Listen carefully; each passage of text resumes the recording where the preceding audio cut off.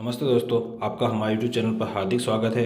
आज हम एसएसओ पर आईपीआर यानी अचल संपत्ति विवरण कैसे भरता है ये जानना सीखेंगे। तो सर्वप्रथम आपसे निवेदन है कि हमारे चैनल पर नए हो तो सब्सक्राइब करें, वीडियो पसंद आए तो लाइक करें। तो सर्वप्रथम एसएसओ पर जाएंगे, कर्मचारी की एसएसओ आईडी खोलेंगे, इस तरह का होम पेज खुलेगा। यहाँ हम राजकाज आईपीआर यानी अचल संपत्ति विवरण वाले पर क्लिक करेंगे। अगर यहाँ आपके विवरण नहीं है तो अदर एक्टिव ऐप से आप सर्च करके इस ऐप पे क्लिक कर सकते हैं। जैसे आप क्लिक करेंगे तो राजकाज का जो अगला होम पेज आईपीआर वाला खुल जाएगा, इस तरह का खुलेगा। तो यहाँ हमें सर्वप्रथम एक काम करना है, अपडेट प्रोफाइल जो रेड अक्षर में राइट में इधर आ रहा है, इस पर क्लिक करेंगे और अपनी प्रोफाइल अपडेट करेंगे, क्योंकि आपकी बेसिक आदि जो भी है लेवल वगैरह अगर कोई अपडेट होगी है तो उसको अपडेट करेंगे। तो जैसे इस पर क्लिक करेंगे ऐसा होम पेज खुलेगा। यहाँ आपका नाम, कर्मचारी का नाम हिंदी अंग्रेजी दोनों में आ रहा है, एम्प्लॉय आईडी आएगी, डेट ऑफ बर्थ आएगा, पिता का नाम आएगा, इस तरह से आपके यहाँ विवरण आएंगे। तो विवरण सही होंगे फिर पेज को स्क्रॉल करके नीचे लेंगे। यहाँ अपॉइंटमेंट डिपार्टमेंट है, पोस्टेड डिपार्टमेंट है और सबऑर्डिनेट सर्विस वगैरह सब कुछ आएगी, गजटेड नॉन गजटेड। तो नीचे हमारे यहाँ है जो बेसिक, जैसे पिछले साल से इस साल में हमारा इंक्रीमेंट बढ़ चुका है। पिछले साल 45,100 थी, इस बार 46,500 है, तो 46,500 लिखेंगे। और लेवल में कोई बढ़ोतरी नहीं हुई है तो L11 ही रहने देंगे।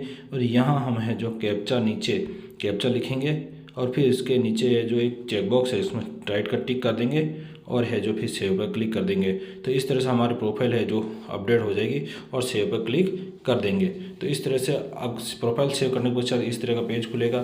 तो यहाँ ऊपर अब है हम संपत्ति विवरण भरेंगे। तो अगर किसी कार्मिक की कोई संपत्ति प्रॉपर्टी नहीं है तो ऊपर लेफ्ट में एक चेकबॉक्स है, इस पर टिक करेंगे और कोई संपत्ति विवरण नहीं भरने वाला जिसके नहीं है तो वो इस ऑप्शन से भरेंगे। तो इस पर टिक करते ही नीचे वाला ऑप्शन गायब हो जाएंगे और इस तरह का पेज आ जाएगा। अगर आपकी कोई संपत्ति नहीं है तो यहाँ है रिमार्क लिख लेंगे, रिमार्क लिख करके और सबमिट कर देंगे, ओटीपी ले लेंगे तो ये हो जाएगा। लेकिन यहाँ हमारे केस में हमारी संपत्ति है, इसलिए हम इस चेकबॉक्स पर अनटिक करेंगे और इस तरह का पेज वापस खुल जाएगा। अब हम है, अगर आपने पिछले साल आईपीआर भरा है, क्या आप आईपीआर से पिछले साल की संपत्ति लेना चाहते हैं तो सिलेक्ट फ्रॉम प्रीवियस प्रॉपर्टी से कर सकते हैं। अगर पिछले साल नहीं भरा तो इस पेज को भर करके सेव कर सकते हैं। तो यहाँ हमारे हैं जो पिछले साल हमने प्रॉपर्टी भर रखी है तो हम सिलेक्ट फ्रॉम प्रीवियस प्रॉपर्टी है उस पर क्लिक करेंगे और पिछले साल की जो प्रॉपर्टी है उसको एक एक को है हमें जो अपने इस साल में ले लेंगे और फिर उसको अपडेट कर लेंगे। क्या कोई इनकम बढ़ी है या कोई वैल्यू बढ़ी है तो वो, तो जैसे इस पर सिलेक्ट प्रीवियस पे करेंगे और इस तरह का बॉक्स खुलेगा। यहाँ हमने ये 3 तरह की संपत्ति दिखाई थी, तो इन तीनों संपत्तियों को अगर किसी को बेच लिया है तो उसको अनटिक रहने देंगे और जो अगर तीनों ही संपत्तियाँ हैं तो उसको सबको सिलेक्ट करेंगे। तो हम चाहे तो एक एक भी सिलेक्ट कर सकते हैं और या नहीं तो सेलेक्ट ऑल भी कर सकते हैं। यहाँ संपत्ति के नाम, क्या वैल्यू है, क्या इनकम है, सब कुछ ऑप्शन आ रहे हैं। तो जैसे हमने एक संपत्ति टिक की, लेकिन हम सभी को लेना चाहते हैं तो सभी को एक साथ टिक करके और सिलेक्ट कर देंगे। जैसे सिलेक्ट करेंगे तो वो संपत्ति ऐड होकर के अगले पेज पे आ जाएगी। तो यहाँ हमने सिलेक्ट कर दिया है, सिलेक्ट 1 से 2 सेकंड में होकर के अगला पेज आ गया। अब यहाँ है जो नॉट स्टार्टेड, ग्रीन में है जो भी नॉट स्टार्टेड, यानी एक एक संपत्ति को हमें अपडेट करना पड़ेगा तब जाकर के ये स्टार्टेड होगा। तो जैसे कोई भी संपत्ति है ऊपर वाली है उसको करेंगे, अगर उसको अपडेट करेंगे, अगर ऐड करनी है तो नीचे ऐड में करेंगे और अपडेट करनी है तो अपडेट करेंगे, या कोई गलत ऐड हो गई है तो डिलीट भी यहाँ से उस संपत्ति के सामने चेकबॉक्स पर टिक करके उसको डिलीट भी कर सकते हैं। तो अभी हम अपडेट करेंगे तो एक संपत्ति के सामने चेकबॉक्स पर टिक किया और अपडेट पर क्लिक करेंगे। जैसे अपडेट करेंगे उस संपत्ति से संबंधित जो विवरण है पूरा विवरण है जो खुल जाएगा। तो इस तरह से मैंने संपत्ति पे टिक किया और हमारी संपत्ति का प्रॉपर्टी टाइप है एग्रीकल्चर है, प्लॉट लैंड यानी ज़मीन है, कहाँ है, रूरल एरिया में है, गांव का नाम, एड्रेस और है कंट्री, स्टेट और डिस्ट्रिक्ट वगैरह सब कुछ आ रहा है, ब्लॉक, ग्राम पंचायत, विलेज, इस तरह से पिन कोड। तो ये हमारी संपत्ति का, अगर आपकी संपत्ति का जो भी एड्रेस हो यहाँ हम एडिट भी कर सकते हैं। बाई चांस किसी साल पिछले साल कोई गलत भर्ती गई हो तो हम यहाँ ऐड भी कर सकते हैं। अगर जैसे मान लिया हमने यहाँ मान लिया जिला अगर कोई गलत हो गया तो हम जिला वापस नया भी सिलेक्ट कर सकते हैं और उसमें ब्लॉक वगैरह वापस नए ले सकते हैं। अगर आपको ये जिला नहीं रखना है तो दूसरा जिला भी हम यहाँ से सिलेक्ट कर सकते हैं। जैसे हमने यहाँ दूसरा जिला किया लेकिन नए ज़िले बने, उनमें से नए ज़िले, हमारा एक नया ज़िला था, नया ज़िला नहीं लिया इसने और फिर वही रहने दे दिया। फिर नीचे चलेंगे और फिर है मैनर अक्वायर्ड यानी संपत्ति कहाँ से अक्वायर्ड की गई, यानी इनहेरिटेज विल, यानी ये संपत्ति मुझे मेरे पिताजी के स्वर्गवास होने के पश्चात मेरे खाते में आई हैं, तो ये इनहेरिटेज विल दिखाया। और रिसीव्ड थ्रू इनहेरिटेज विल दिखा दिया, या शेयर एंड पेरेंटल प्रॉपर्टी भी दिखा सकते हैं, जो भी है। और फिर किस तारीख को हमने डेट है, जो डेट पिछले साल हमने लिखी 5 मई 2021 है। और यहाँ संपत्ति है जो डिटेल ऑफ प्रीवियस, जो भी संपत्ति है from home property was acquired, कहाँ से आपको अक्वायर्ड हुई। तो यहाँ अगर ये संपत्ति अपने पिता से प्राप्त हुई है या किसी और से गिफ्ट प्राप्त हुई, तो वो यहाँ नाम वगैरह दर्ज कर सकते हैं। फिर पेज को नीचे थोड़ा सा स्क्रॉल करेंगे और संपत्ति का विवरण, क्या वैल्यू है उसकी, कितनी है, तो प्रॉपर्टी प्रेजेंट वैल्यू है जो यहाँ आ रही है। हम यहाँ प्रेजेंट वैल्यू पिछले साल अलग थी, इस साल अगर हम चाहे तो 10, 5,000 जो भी आप बढ़ाना चाहते हैं, हम यहाँ मान लिया 1,000 बढ़ा दें, 2,000 बढ़ा, 10,000 बढ़ा दें। तो मैंने यहाँ राशि की कुछ प्रॉपर्टी वैल्यू बढ़ा करके लिख ली। और एनुअल इनकम फ्रॉम प्रॉपर्टी है जो 9 पे है, यानी मेरी इस संपत्ति से मुझे कोई भी है आय नहीं हो रही है, तो 9 पे रहने दिया। अगर आपको आय हो रही हो तो यस पे करके और आप है जो कितनी आय हो रही हो आय राशि लिख सकते हैं। तो इस तरह से हमने यहाँ लिख दिया और रिमार्क में लिख दिया कि will after death of my father, यानी मेरे पिताजी की मृत्यु के पश्चात है जो इस संपत्ति मुझे अर्जित हुई है। फिर सेव कर देंगे। तो जैसे सेव करेंगे तो ऊपर वाली प्रॉपर्टी है जो सफ़ेद होगी, बाकी 2 ग्रीन है। तो नीचे निशान आ रहा है कि नॉट स्टार्टेड, ग्रीन का मतलब है नॉट स्टार्टेड, यानी हमने प्रीवियस ईयर्स इसको इंपोर्ट तो कर ली, लेकिन ये नॉट स्टार्टेड है। और ऊपर वाली हमने अपडेट कर ली, तब नीचे वाली बीच वाली को हम अपडेट करेंगे। जैसे टिक करेंगे अपडेट पर टिकेंगे और अगला पेज है जो खुल जाएगा।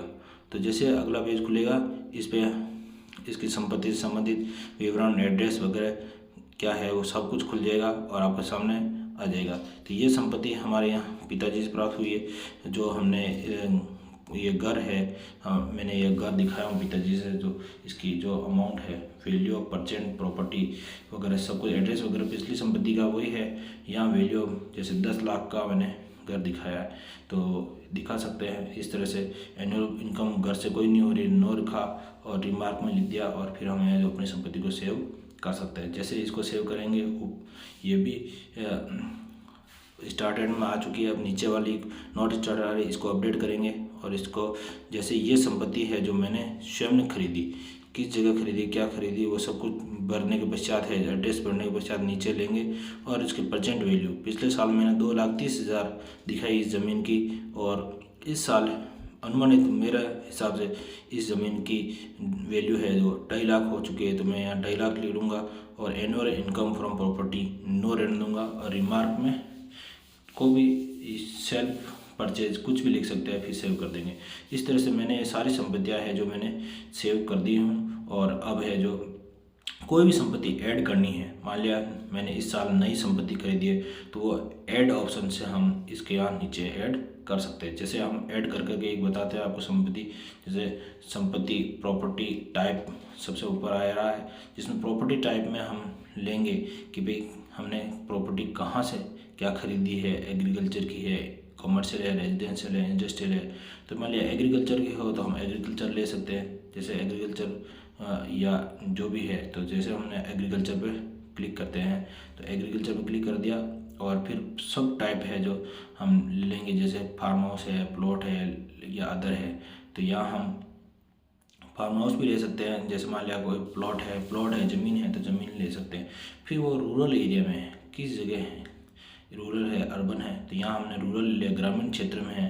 और किस जगह है एड्रेस लिख लेंगे, कंट्री स्टेट तो आ रहा है, और डिस्ट्रिक्ट है, हम डिस्ट्रिक्ट ले लेंगे, किस डिस्ट्रिक्ट से है, किस ब्लॉक में है, किस ग्राम पंचायत में है, विलेज क्या है, और पिन कोड लिख लेंगे। फिर ओन बाई है जो सेल्फ है या डिपेंडेंट है, तो सेल्फ है।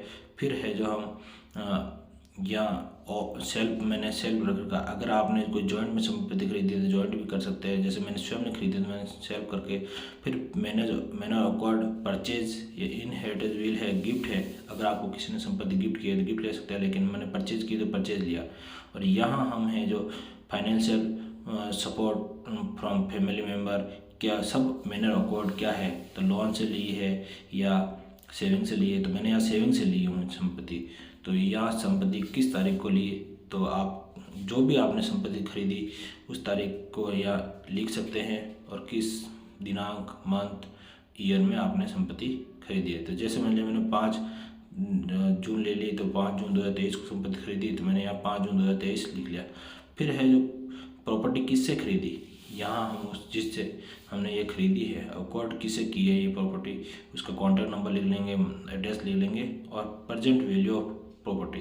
तो यहाँ उस प्रॉपर्टी को हमने जो खरीदी है क्या वैल्यू है उसकी, जैसे मान लिया 2.5 लाख है, 3 लाख है, जो भी आपकी प्रॉपर्टी हो उसकी वैल्यू लिख लेंगे। और क्या उस प्रॉपर्टी से कोई इनकम हो रही है, इनकम हो रही है तो हम यस करके या सामने इनकम यस ले लेंगे, लेकिन कोई इनकम नहीं हो रही तो नो पर क्लिक कर देंगे और नो रहने दे देंगे। तो यहाँ जैसे मान लिया इनकम हो रही है तो हम यस करके इनकम भी लिख सकते हैं। तो आपकी प्रॉपर्टी की जितनी भी इनकम हो रही हो तो वो आप लिख सकते हैं। जैसे मैंने यहाँ यस करके मान लिया 10,000 इस प्रॉपर्टी से इनकम हो रही है, 10,000 लिख ले और फिर हमें सेव कर देंगे। और सेव एंड न्यू पे भी कर सकते हैं, सेव भी कर सकते हैं। जैसे कोई अलग प्रॉपर्टी हो रहा है तो सेव एंड न्यू कर देंगे, और कोई नहीं है तो सेव कर देंगे, और कोई गलत हो गया तो रिसेट कर देंगे, नहीं तो क्लोज भी कर सकते हैं। तो इस तरह से हमने ये किया। अब हमारी सारी प्रॉपर्टी सेव हो चुकी है और फिर इसके बजाय सभी प्रॉपर्टी को चेक बॉक्स क्लिक करके सबमिट आईपीआर कर देंगे। जैसे सबमिट आईपीआर करेंगे इस तरह का ऑप्शन आ जाएगा, थोड़ा सा पेज को स्क्रॉल करेंगे और एक नीचे सबमिट का ऑप्शन आएगा, तो जिससे थोड़ा सा नीचे जैसे स्क्रॉल करेंगे और वेरीफाई एंड सबमिट का ऑप्शन है। आप अपनी संपत्ति को मिलान कर लें। यहाँ हमने बेसिक अपडेट की, बेसिक अपडेट होकर आ चुके हैं। वेरीफाई एंड सबमिट पर क्लिक करेंगे और पूछेगा do you want submit IPR, yes कर देंगे। और यहाँ आपके जो आधार से रजिस्टर्ड जो नंबर है उस पर ओटीपी आ जाएगी, और जैसे ओटीपी आप दर्ज करेंगे, वेरीफाई ओटीपी करेंगे, आपका संपत्ति विवरण सबमिट हो जाएगा। तो इस तरह से हमने ओटीपी आ चुकी है, हम ओटीपी दर्ज करके वेरीफाई ओटीपी करते हैं और जैसे सबमिट करेंगे और वेरीफाई होते ही आपका सबमिटेड का मैसेज भी आ जाएगा और प्रॉपर्टी डाउनलोड होकर के लेफ्ट साइड में आ चुकी है यहाँ प्रॉपर्टी रिटर्न। और इस तरह से आपका ये सामने आ गया है, सबमिटेड डेट आ रहा है 1/1/2024 आ रहा है और आईपीआर 2024 आ रहा है। अगर आपके ये डाउनलोड नहीं हुई तो आप वापस फिर से आईपीआर 2024 पे डाउनलोड भी कर सकते हैं और रिवाइज आईपीआर भी कर सकते हैं। मान लिया कोई संपत्ति हमने गलत भरी तो रिवाइज भी कर सकते हैं। इस तरह हमने आज है जो आईपीआर संपत्ति विवरण पढ़ना सीखा। अगर हमारा वीडियो पसंद आए तो लाइक करें, अगर हमारे चैनल पर आप नए हो तो सब्सक्राइब करें। इसी तरह से शिक्षा विभाग की जानकारीपूर्ण वीडियो देखने के लिए हमारे चैनल पर बने रहे। धन्यवाद।